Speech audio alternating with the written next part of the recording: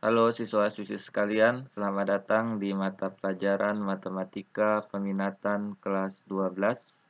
Pada video kali ini kita akan belajar materi tentang limit fungsi trigonometri. Semoga kalian semua di rumah dalam keadaan sehat walafiat dan tentunya masih tetap semangat untuk belajar. Sebelum kita mulai belajar, marilah kita berdoa menurut agama dan keyakinan kita masing-masing. Berdoa dimulai.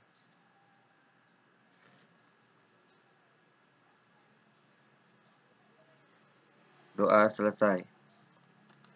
Baiklah siswa-siswi sekalian, sebelum kita masuk di materi inti, terlebih dahulu Pak Guru bacakan kompetensi dasar dari materi ini. Yang pertama 3.1, menjelaskan dan menentukan limit fungsi trigonometri. Yang kedua 4.1, menyelesaikan masalah yang berkaitan dengan limit fungsi trigonometri. Tujuan pembelajaran yang akan kita capai adalah diharapkan kalian dapat menjelaskan arti limit fungsi trigonometri di suatu titik, menghitung limit fungsi trigonometri di suatu titik, dan menyelesaikan masalah yang berkaitan dengan limit fungsi trigonometri. Baiklah siswa-siswi sekalian, sekarang kita masuk di materi inti. Kita mulai dari pengertian limit fungsi trigonometri. Pandang f sebagai suatu fungsi yang memetakan x ke fx. Fx adalah fungsi trigonometri. Limit fungsi trigonometri fx untuk x mendekati suatu sudut tertentu di A adalah nilai fungsi fx untuk x mendekati A, baik dari kiri maupun dari kanan, dan ditulis sebagai berikut. Limit x mendekati A dari fx sama dengan L sama dengan nilai fx untuk x mendekati A, dan A sama dengan besar sudut dalam radian, dapat kita definisikan bahwa pengertian limit fungsi trigonometri itu adalah nilai terdekat suatu sudut dalam fungsi trigonometri. Perhitungan ini dapat disubstitusikan layaknya limit fungsi aljabar, tapi dengan fungsi trigonometri yang harus diubah terlebih dahulu.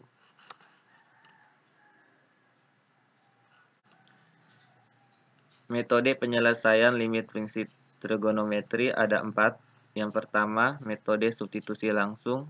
Yang kedua, metode rumus dasar limit fungsi trigonometri. Yang ketiga, metode pemfaktoran. Dan yang keempat, metode penyederhanaan fungsi trigonometri.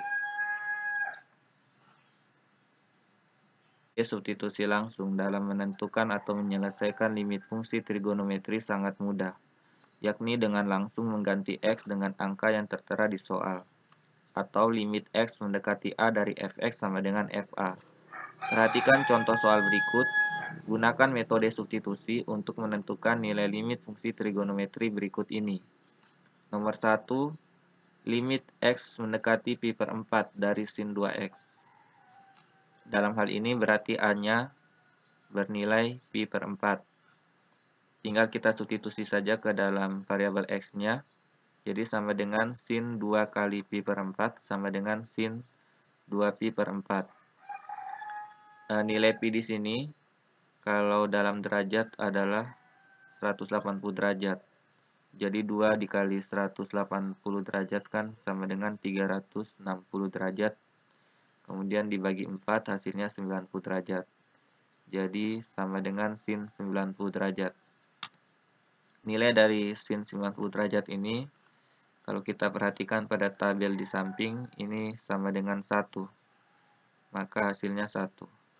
Nomor 2, limit x mendekati 3 pi per 4 dari tan 3x ditambah 2. Kita substitusikan nilai x-nya ke dalam variabel x, maka kita peroleh sama dengan tan 3 dikali 3 pi per 4 ditambah 2. Jadi sama dengan tan 45 derajat tambah 2. Tan 45 derajat itu sama dengan 1. Jadi sama dengan 1 tambah 2 sama dengan 3. Nomor 3, limit x mendekati 0 dari sin x per sin x tambah cos x sama dengan sin 0 per sin 0 tambah cos 0. Di sini kan kita substitusikan A-nya ya ke dalam variabel x. Sin 0 itu kalau kita lihat pada tabel trigonometri sama dengan 0. Cos 0 kalau kita lihat pada tabel trigonometri sama dengan 1. kita peroleh sama dengan 0 per 0 tambah 1, hasilnya 0. Kemudian nomor 4, limit X mendekati pi per 2 dari 1 kurang cos 2X per 2 kali cos 2X. Kita substitusikan nilai A-nya ke dalam variabel X, kita peroleh sama dengan 1 kurang cos 2 kali pi per 2 per 2 kali cos 2 kali pi per 2. Ini sama dengan 1 kurang cos pi per 2 kali cos pi. Cos pi itu sama dengan cos 180 derajat. Cos 180 derajat itu bernilai negatif 1. Jadi karena sudut 180 derajat itu berada di kuadran kedua, berarti kan kita menggunakan rumus 180 derajat kurang alfa. Jadi alfanya adalah 0. Jadi cos 180 derajat kurang 0 sama dengan cos 0 derajat. Jadi kalau kita perhatikan nilai cos 0 itu 1 di sini, tapi karena di kuadran kedua maka nilai cosnya negatif, sehingga di sini menjadi negatif 1. Jadi 1 kurang negatif 1 per 2 kali negatif 1, sama dengan 1 tambah 1 per min 2, sama dengan 2 per min 2 sama dengan min 1. Jadi ini contohnya ya, kalau kita mengerjakan soal limit fungsi trigonometri dengan metode substitusi langsung. Berikutnya adalah metode rumus dasar limit fungsi trigonometri. Berikut ini adalah 8 macam rumus dasar limit fungsi trigonometri. Yang pertama, limit X mendekati 0 dari sin AX per BX. Jadi hasilnya sama dengan A per B. Yang kedua, limit X mendekati 0 dari AX per sin BX. Ini juga hasilnya sama dengan A per B. Yang ketiga, limit X mendekati 0 dari tan AX per BX. Ini juga hasilnya sama dengan A per B. Yang keempat, limit X mendekati 0 dari AX per tan BX. Ini sama dengan A per B. Yang kelima, limit X mendekati 0 dari tan AX per tan BX. Ini sama dengan A per B. Yang keenam, limit X mendekati 0 dari sin AX per BX. Ini juga sama dengan A per B. Yang ketujuh, limit X mendekati 0 dari tan AX per sin BX. Ini juga sama dengan A per B. Dan yang kedelapan, limit X mendekati 0 dari sin AX per tan BX sama dengan A per B.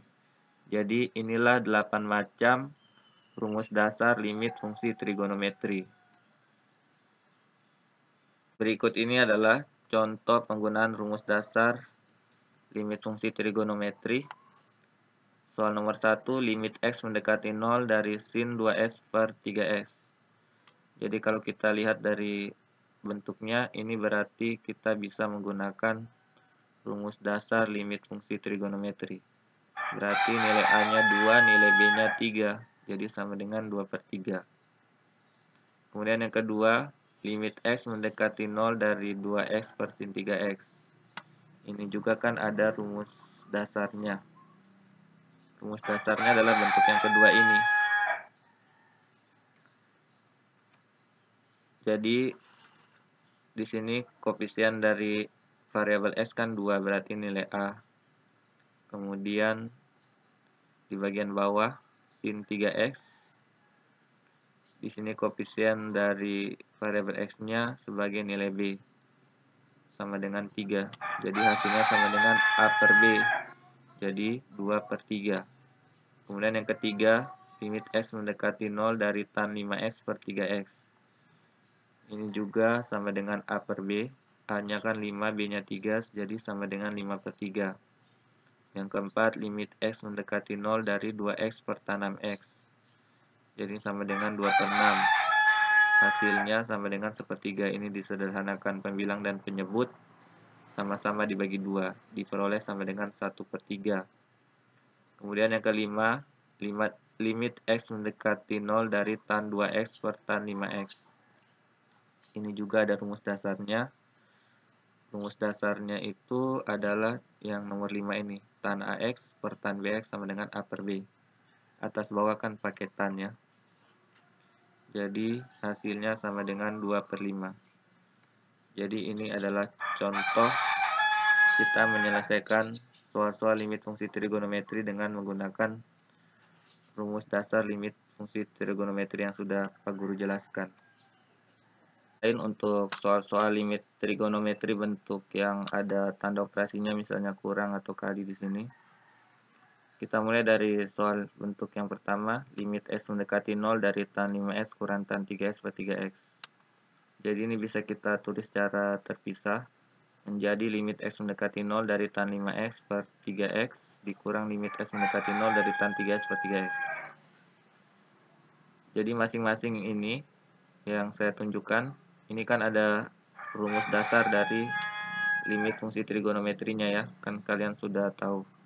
Jadi limit S mendekati 0 dari tan 5S per 3S ini hasilnya 5 per 3. Kemudian limit S mendekati 0 dari tan 3S per 3S ini hasilnya 3 per 3.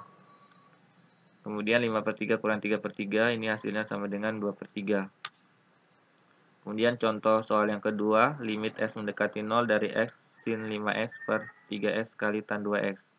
Nah di sini tanda operasi yang digunakan adalah kali. Jadi kalinya menggunakan tanda titik di sini. Ini bisa kita pecah menjadi dua bagian. Jadi yang ada variabel X-nya kita kelompokkan tersendiri. Kemudian yang ada perbandingan trigonometrinya, misalnya di sini ada sin, ada tan, kita kelompokkan tersendiri. Jadi penulisannya sama dengan limit S mendekati 0 dari X per 3S dikali limit S mendekati 0 dari sin 5S per tan 2X. Limit S mendekati 0 dari X per 3X itu sama dengan sepertiga. Kebetulan juga X-nya bisa dibagi atau dicoret, jadi habis.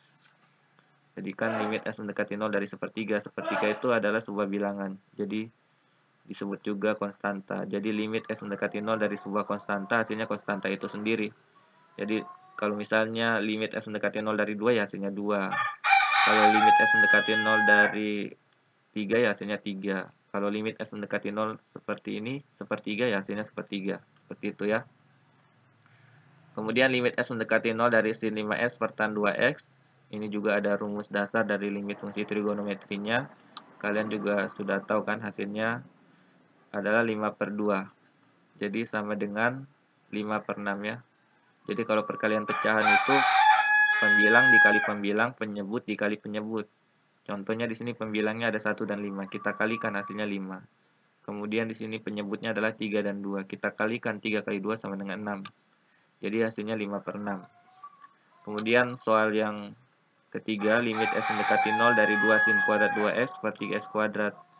Nah ini bisa kita uraikan yang ada pangkat 2-nya. Sin kuadrat 2x ini bisa diuraikan menjadi sin 2x kali sin 2x. X kuadrat bisa kita uraikan menjadi x kali x. Jadi kita peroleh ini sama dengan limit S mendekati 0 dari 2 sin 2x kali sin 2x per 3 kali x kali x. Kemudian ini bisa kita tuliskan sama dengan 2 per 3 kali limit S mendekati 0 dari sin 2x per x. Kemudian dikali limit S mendekati 0 dari sin 2x per x.